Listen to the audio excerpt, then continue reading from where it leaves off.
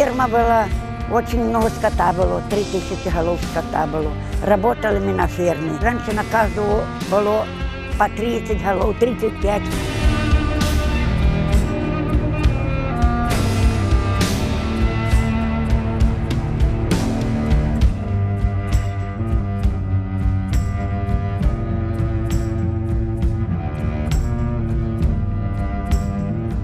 Скучаю.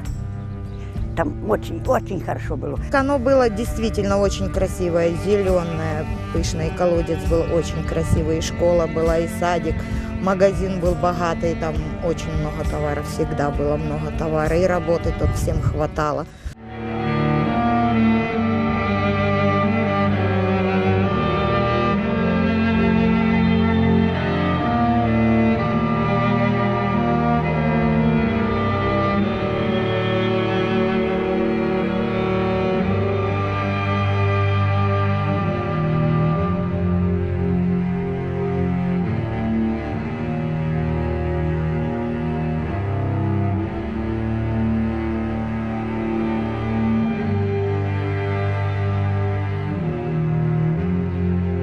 Вчера бабку хоронили, ни один человек не пришел.